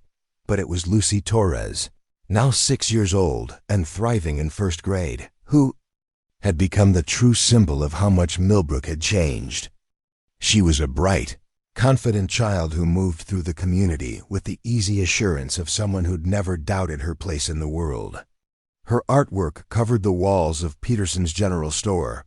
Her laughter could be heard on the playground every afternoon, and her presence at community events served as a constant reminder of what they'd all fought to protect. Rachel had grown into her role as a community leader as well. Her position at the elementary school had expanded to include coordinating parent volunteer programs and managing the district's new crisis response protocols. The organizational skills she'd developed during the legal battle had proven invaluable in other contexts, and she'd become the person other small towns consulted when they faced their own challenges with outside threats. The success of their collective effort to protect Lucy had attracted attention beyond Wyoming's borders. A documentary filmmaker from Denver had spent several months in Millbrook the previous year, creating a film about small communities that chose to fight for their values rather than surrender to economic or legal pressure. The documentary, titled Standing Ground, had premiered at film festivals and was scheduled for national television broadcast, but it was on a cold November morning, exactly 6 years after Jake had found Rachel and Lucy in the blizzard, that the community faced a new kind of test, one that would determine whether the lessons they'd learned could be passed on to the next generation. Emma Walsh, Janet's 16-year-old daughter, burst into Peterson's general store at 7 in the morning, her face flushed with cold and panic. She'd been driving to school when she'd spotted smoke rising from the direction of the old Johnson farm, abandoned since the family had moved to Colorado the previous spring. "There's someone out there," Emma said breathlessly, addressing the small crowd of early morning coffee drinkers. "I saw a car stuck in the snow near the farmhouse, and there's definitely smoke coming from the chimney. But Mr. Johnson said he was going to turn off the utilities before he left." Jake looked up from the inventory sheets he'd been reviewing with Martha. The Johnson place was 5 miles outside town, down a dirt road that became impassable during winter storms. If someone was stranded there without proper utilities, they could be in serious danger. "Could be transients using the place for shelter," Tom Bradley suggested. "Wouldn't be the first time someone broke into an empty house during winter." "Or it could be someone in genuine trouble," Rachel added, her protective instincts immediately engaged. She'd arrived at the store early to pick up supplies for a school event and had overheard Emma's report. Sheriff Barnes reached for his radio to call for backup, but Jake held up a hand. "Let me go take a look first," Jake said. "If it's just someone taking shelter, no point in making it a law enforcement situation unnecessarily. If it's something more serious, I can radio back for help." Emma Walsh stepped forward with the determination that had become characteristic of Millbrook's young people. "I'm coming with you. I know exactly where I saw the car, and you might need help if someone's injured." Jake started to object. Emma was still in high school, and potentially dangerous situations were no place for teenagers, but Rachel surprised him by supporting the girl's offer. "Emma's right," Rachel said. "And she's old enough to make responsible decisions about helping people in crisis. Isn't that what we've been teaching our kids all along?" The drive to the Johnson farm took 20 minutes through snow-covered back roads that tested even Tom Bradley's 4-wheel drive pickup. Jake rode in the passenger seat, his back stiff from the cold, but his mind sharp with the familiar focus that came from responding to emergencies. Emma sat in the back, scanning the landscape for signs of the stranded vehicle she'd spotted earlier. "There," Emma said, pointing toward a cluster of bare cottonwood trees near the farmhouse. "That's where I saw the smoke." The scene that greeted them was eerily familiar to Jake. A small SUV sat buried in a snowdrift about 50 yards from the house, obviously having slid off the narrow farm road during the previous night's storm. Smoke was indeed rising from the farmhouse chimney, indicating that someone had managed to get inside and start a fire, but it was the footprints in the snow that told the real story. Jake could see where someone had made multiple trips between the car and the house, carrying what appeared to be supplies and personal belongings. The tracks were small, suggesting either a child or a small adult, and they showed signs of exhaustion places where the person had stumbled or fallen in the deep snow. "Hello?" Jake called as they approached the farmhouse. "Anyone in there? We're here to help." The door opened slowly, revealing a young woman who couldn't have been more than 19, holding a baby who appeared to be about 8 months old. The woman's resemblance to Rachel 6 years earlier was striking, the same combination of exhaustion, wariness, and desperate hope that came from being in an impossible situation with a child depending on your decisions. "Please don't call the police," the woman said immediately, her voice shaking with cold and fear. "We're not causing any trouble. I just needed somewhere warm for the baby." Emma Walsh stepped forward with the kind of natural compassion that Jake had watched develop in all of Millbrook's children over the past few years. "Nobody's calling the police," Emma said gently. "My name's Emma, and this is Jake. We just want to make sure you and your baby are okay." The story that emerged over the next hour was both heartbreakingly familiar and uniquely tragic. The young woman, Sarah Martinez, had been fleeing an abusive situation in Colorado with her 8-month-old son, Miguel. Like Rachel before her, she'd been driving without a clear destination, hoping to find somewhere safe to start over with her child. The storm had caught her unprepared, and her old SUV had slid off the road just as darkness fell. She'd managed to break into the farmhouse. The lock on the back door was broken, apparently from previous break-ins, and had spent the night trying to keep Miguel warm with the few blankets she'd brought and a fire she'd managed to start in the old wood stove. "I know I'm trespassing," Sarah said, tears streaming down her face as she held Miguel protectively. "But I didn't know what else to do. Miguel was getting so cold in the car, and I was afraid he might—" She didn't finish the sentence, but Jake understood. He'd been in exactly this situation 6 years earlier, faced with an infant whose life depended on decisions made in the midst of a crisis. Emma Walsh was studying the situation with the analytical skills she'd inherited from her mother and the empathy that Millbrook had instilled in all its young people. "Sarah," Emma said, "have you eaten anything since yesterday?" When Sarah shook her head, Emma immediately went to work. She'd brought her school lunch and snacks in her backpack, and she began sharing them with Sarah while gently taking Miguel so the young mother could eat something substantial. Jake watched this interaction with a profound sense of recognition. Emma wasn't just helping someone in crisis, she was demonstrating the values and instincts that the community had been modeling for the past 6 years. She'd grown up watching adults prioritize helping others over their own convenience, and now she was applying those lessons in a real-world situation. "What's your story, Sarah?" Jake asked gently. "What brought you all the way to Wyoming?" The details of Sarah's situation were depressingly familiar. An abusive boyfriend who'd escalated from emotional control to physical violence. A family that had sided with the abuser rather than supporting Sarah's decision to leave. A series of jobs that barely paid enough to survive, let alone build any financial security.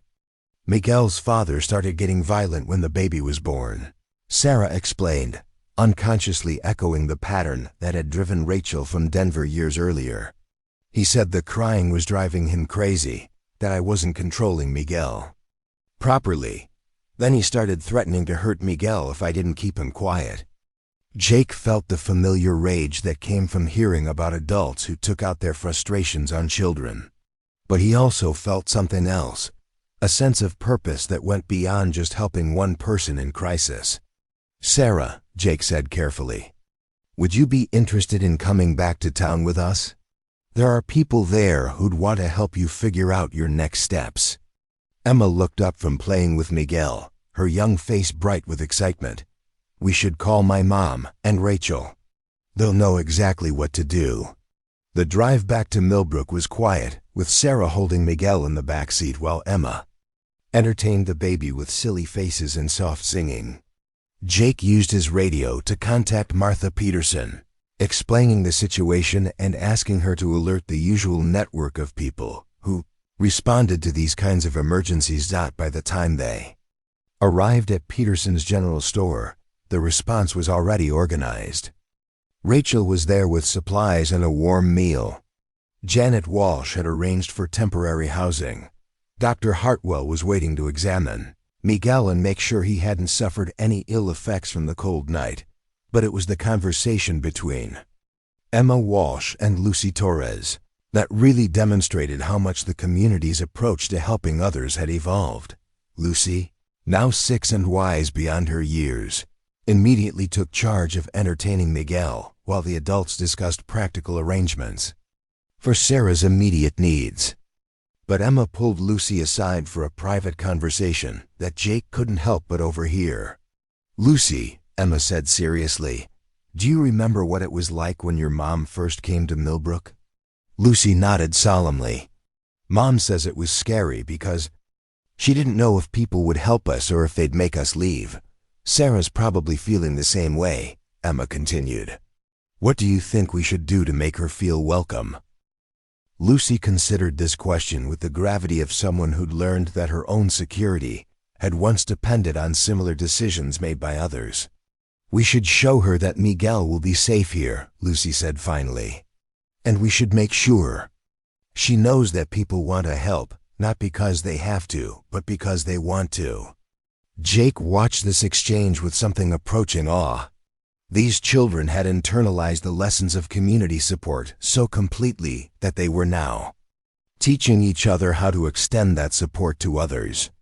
The values that had been tested and strengthened during Rachel's crisis were being passed to the next generation through example and experience.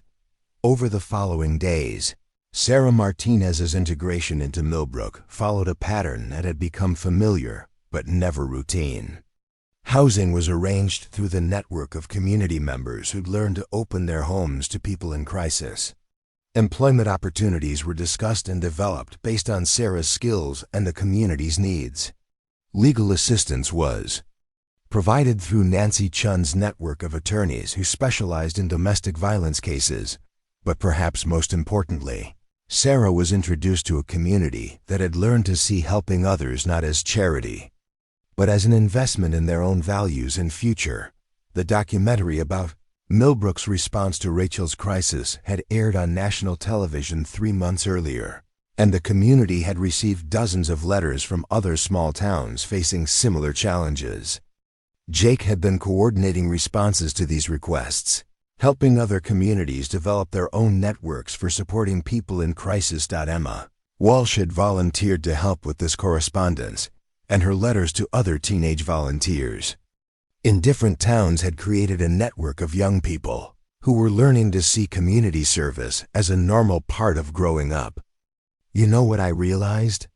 Emma said one evening as she and Jake worked on responses to letters from other communities. What happened with Rachel and Lucy wasn't just about saving one family. It was about teaching us how to be the kind of people who save families. Jake looked up from the letter he'd been writing to a group in Montana that was dealing with their own crisis involving an outside corporation trying to force out long-term residents. "How do you figure?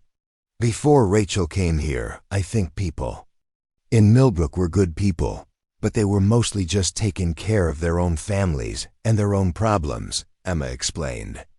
"What changed wasn't that people became better. What changed was that people learned they could be better, that they could do more than just get by." Jake realized that Emma had identified something he'd been sensing, but hadn't been able to articulate.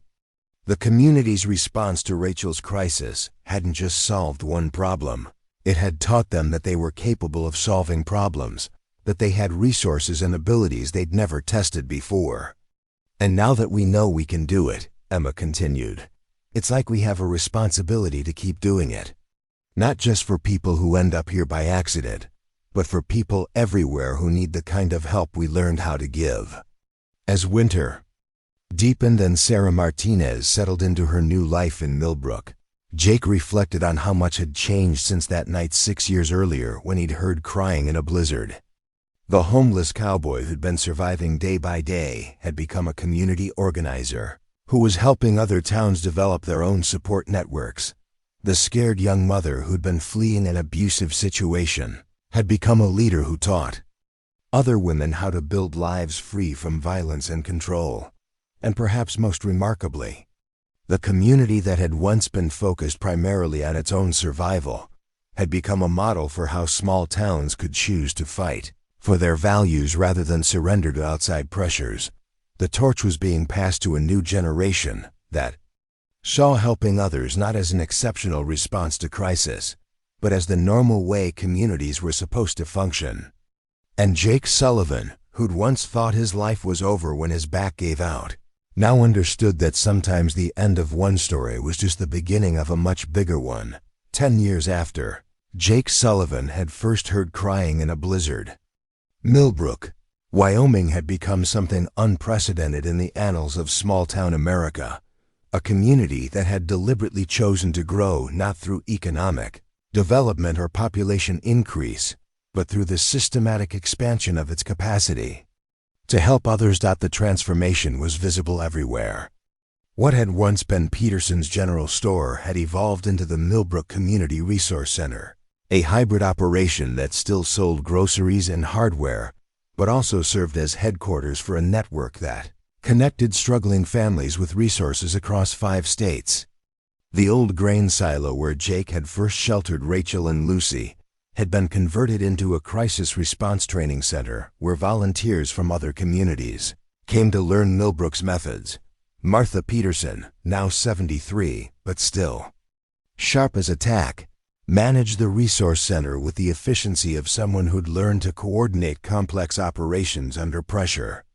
The walls of her office were covered with thank you letters from families they'd helped, newspaper clippings about communities that had adopted their model, and photos from the annual conference that brought together small towns committed to mutual aid and collective action. But it was the letter that arrived on a cold December morning that would provide the most dramatic demonstration of how far their influence had spread. Jake was reviewing applications for the Community Assistance Fund when Martha approached his desk with an expression he'd learned to recognize.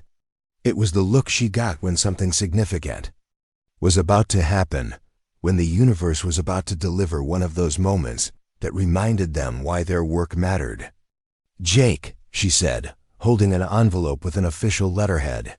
"This came addressed to the heroes of Millbrook. It's from the governor's office."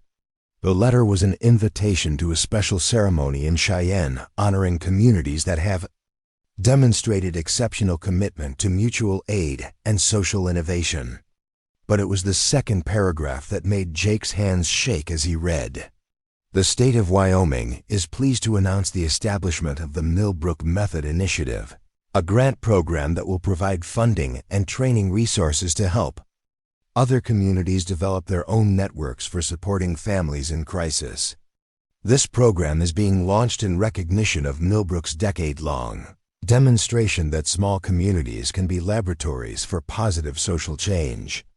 Jake looked up to find Martha smiling with the quiet satisfaction of someone who'd spent 10 years building something and was finally seeing its full impact acknowledged. "How much?" Jake asked.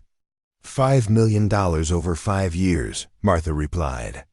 "Enough to help dozens of communities develop their own versions of what we've built here." The news spread through Millbrook with the speed that only significant developments could achieve. In a town of 847 people. By evening, an impromptu celebration had assembled at the community center, with families bringing covered dishes and children running between tables while adults discussed the implications of their recognition. Rachel Torres, now 31 and serving as Millbrook's elected mayor, stood before the gathered crowd with Lucy beside her. At 16, Lucy had grown into a poised young woman who moved through the world with the confidence of someone who'd never doubted her place in it. She was captain of the high school debate team, editor of the school newspaper, and a volunteer coordinator for the Resource Center's youth programs. 10 years ago, Rachel began, her voice carrying the authority that came from leading a community through both crisis and growth. Jake Sullivan found Lucy and me in a snowstorm and made a choice that changed all our lives. But what we learned over the years is that the rescue didn't end that night. It kept going, spreading out in circles that got bigger and bigger. She gestured toward the crowd, which included Sarah Martinez and her son Miguel, now 8 years old and thriving in 3rd grade. There was also the Chun family from California, who'd relocated to Millbrook after losing their home in wildfires and finding support through the community's disaster response network. The Johnsons from Texas were there too, a military family, whose disabled veteran father had found both employment and purpose through the Resource Center's job training programs. "What the state is recognizing," Rachel continued, "isn't just that we help people. It's that we've learned to help people in ways that make them stronger, that give them the tools to help others, that create cycles of support instead of cycles of dependency." Jake watched from the back of the room, still uncomfortable with being the center of attention, but understanding that his role in the story was important to acknowledge. At 52, his hair was completely gray and his back required daily management, but he moved through the world with the quiet authority of someone who'd found his calling. Emma Walsh, now 21 and home from college for winter break, approached Jake with a folder full of papers that represented her senior thesis project. I wanted to show you this before I submit it, Emma said, handing him the folder. It's about the economics of mutual aid networks in rural communities. Jake glanced through the research, impressed by the sophistication of Emma's analysis. She documented how Millbrook's approach to helping people had actually strengthened the local economy by keeping families stable, reducing turnover, and creating a reputation that attracted new residents who wanted to be part of something meaningful. The most interesting finding, Emma explained, is that communities using the Millbrook method have lower rates of domestic violence, child abuse, and mental health crises. When people know they'll be supported if they ask for help, they're more likely to ask for help before situations become desperate. The conversation was interrupted by Lucy Torres, who'd been monitoring a radio communication system that connected Millbrook to other communities in their mutual aid network. "Emergency call from Rawlins," Lucy announced. "Apartment fire displaced 6 families, including 3 with small children. They're asking if we can coordinate temporary housing and supplies." Jake watched as the room immediately shifted into response mode. This was no longer unusual. Millbrook fielded requests for assistance several times each week, but the efficiency of their response still impressed him. Within minutes, Martha had coordinated housing offers from 3 different families. Tom Bradley had organized transportation for supplies, and Janet Walsh was making calls to arrange emergency childcare for the displaced families. "I'll take the overnight shift monitoring communications," Lucy volunteered. "Miguel's family can handle the supply coordination, and Emma can work with the housing logistics." Jake realized he was witnessing something remarkable, a community response being coordinated entirely by people who'd grown up understanding that helping others was simply what communities did. The adults were still involved, but the young people had internalized the systems and values so completely that they could operate independently. It was Dr. Elizabeth Hartwell who articulated what everyone was thinking. "You know," she said, addressing the room in general, "we're not just helping communities respond to crises anymore. We're training the next generation to prevent crises by building stronger support networks from the beginning." The observation led to a conversation that continued late into the evening, touching on themes that would have seemed impossibly abstract 10 years earlier, but now felt like practical planning considerations. They discussed how to scale their model to larger communities, how to adapt their methods to different cultural contexts, and how to train other communities to become training centers themselves. But it was the conversation Jake had with Lucy Torres as they cleaned up after the gathering that really drove home how much had changed. "Jake," Lucy said, as she stacked chairs with the easy competence of someone who'd been participating in community events her entire life, "I've been thinking about what I want to study in college." Jake looked up from the tables he'd been wiping down. Lucy had been accepted to several prestigious universities and was facing decisions about her future that would have seemed impossible when she was a baby in a stranded car. "What are you thinking?" "Social work," Lucy said, "but not traditional social work. I want to study community organizing and crisis prevention. I want to learn how to help other places develop what we've built here." Jake felt a profound sense of completion at Lucy's words. The baby he'd helped rescue had grown into someone who wanted to dedicate her life to rescuing others. But more than that, she wanted to do it systematically, professionally, with the kind of expertise that could multiply their impact across entire regions. "Your mother would be proud," Jake said. "She is proud," Lucy replied.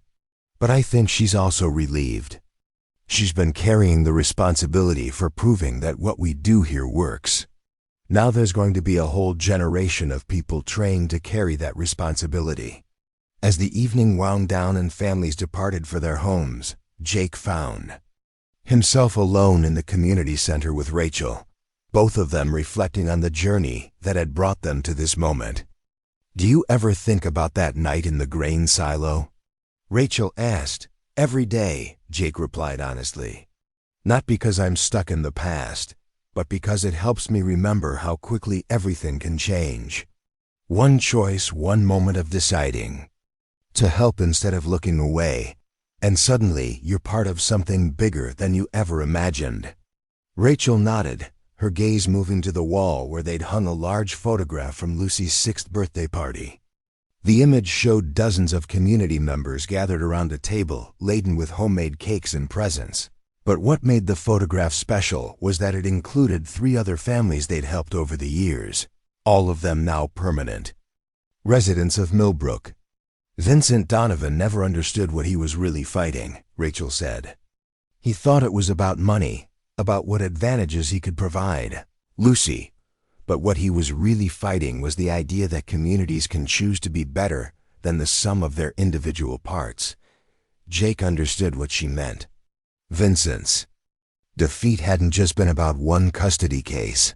It had been about proving that wealth and power couldn't compete with genuine community support when it came to raising healthy, confident children. "Speaking of Vincent," Rachel continued, "I got an interesting letter last month." Jake looked at her questioningly. "His lawyer contacted Nancy Chen. Apparently, Vincent has been following the media coverage of what we've built here. He wants to make a substantial donation to the resource center." The irony wasn't lost on either of them.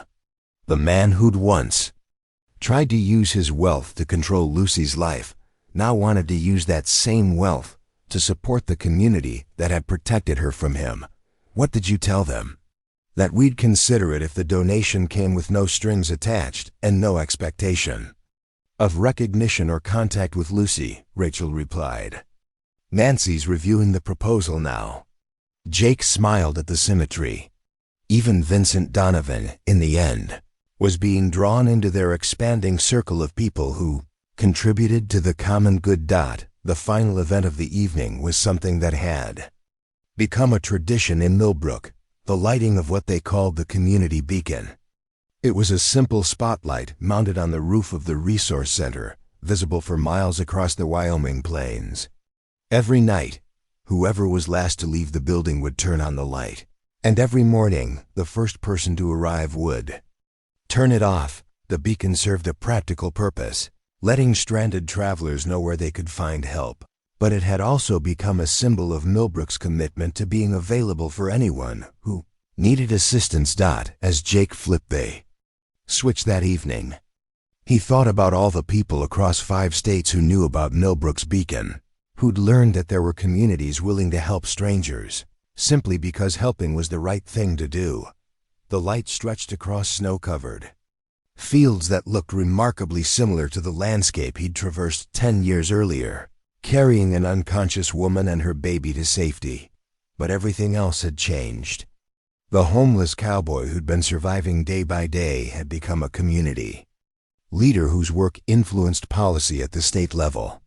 The scared young mother who'd been fleeing abuse had become a mayor, whose leadership model was being studied by political scientists.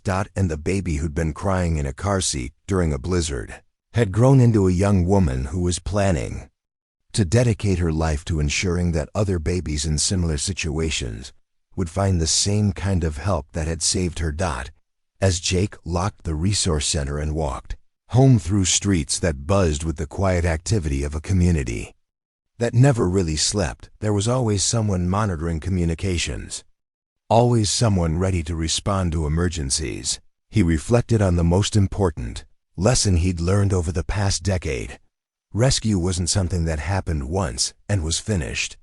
Rescue was an ongoing choice, a commitment to being the kind of person who heard crying in the storm and chose to respond rather than turning away. And when communities made that choice collectively, consistently, year after year, they could transform not just individual lives, but entire ways of being in the world.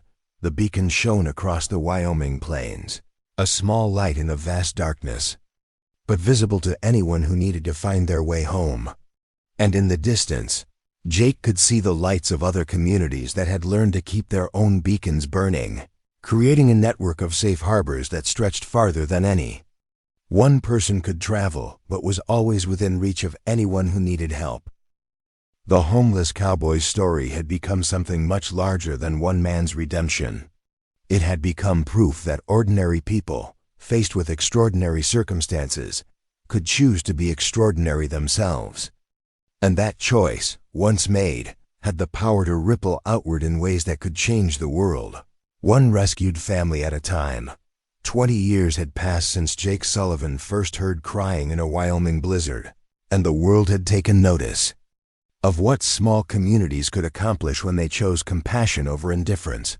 The Millbrook method had spread to over 200 communities across 17 states, each adapting the core principles to their unique circumstances while maintaining the essential commitment to systematic mutual aid.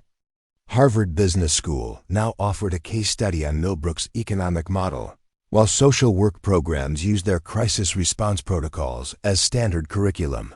But it was on a crisp October morning that the most profound measure of their impact became clear. Dr. Lucy Torres Sullivan stood before the United Nations Committee on Social Development in New York City, representing the International Network of Mutual Aid Communities.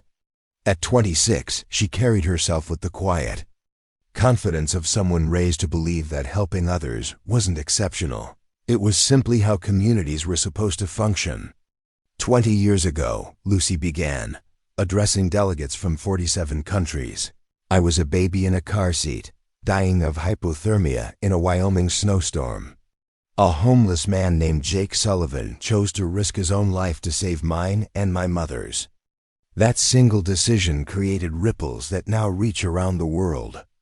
Behind her, a presentation screen showed satellite images of the Millbrook Community Resource Network points of light representing communities that had adopted their model, stretching from Alaska to Argentina.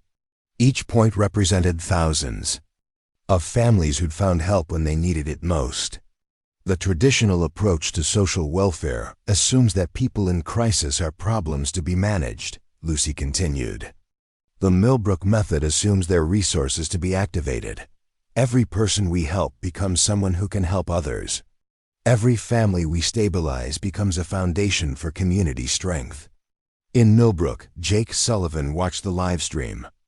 From his office at the International Training Center, the converted grain silo where he'd once sheltered a desperate mother and her baby. At 62, his hair was white, and his back required a cane for support, but his eyes still held the alert intensity of someone who spent his days coordinating responses to crises around the globe. Rachel Torres sat beside him, her own hair showing silver streaks, but her posture still carrying the authority of someone who'd led a community through transformation. She'd served 3 terms as mayor before accepting a position with the State Department, helping other nations develop rural support networks. "She's got your stubborn streak," Rachel said as they watched Lucy field questions from delegates about funding mechanisms and scalability challenges. "And your strategic mind," Jake replied. Plus something neither of us had at her age: absolute certainty that what we're doing matters. The questions from the UN delegates revealed both the global hunger for Millbrook's approach and the skepticism that still surrounded community-based solutions to social problems. How could small-scale interventions address systemic poverty? How could volunteers handle the complexity of modern social crises? How could rural communities possibly understand urban challenges? Lucy's responses demonstrated the sophisticated understanding that came from growing up inside a system that had evolved through 2 decades of practical application. "The Millbrook method isn't about rural communities helping urban ones," she explained. "It's about communities helping communities." A neighborhood in Detroit faces different challenges than a town in Wyoming, but the core principle remains the same. When people know they'll be supported if they ask for help, they're more likely to ask before situations become disasters. She clicked to a new slide showing statistical comparisons between communities, using the Millbrook method and control groups that relied on traditional social services.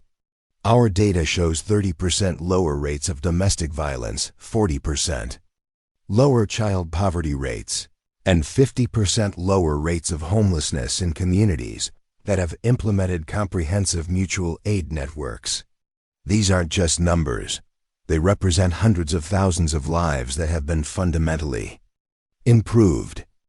Back in Millbrook, Martha Peterson's granddaughter Emma was managing the daily operations of the Resource Center. At 31, Emma Walsh Bradley had inherited both her grandmother's organizational genius and her community's commitment to practical problem solving. The current crisis on her desk involved coordinating disaster relief for communities hit by unprecedented flooding in 3 different countries simultaneously. "Jake," Emma called from her workstation, "we've got requests for emergency response teams from Queensland, Bangladesh, and Louisiana.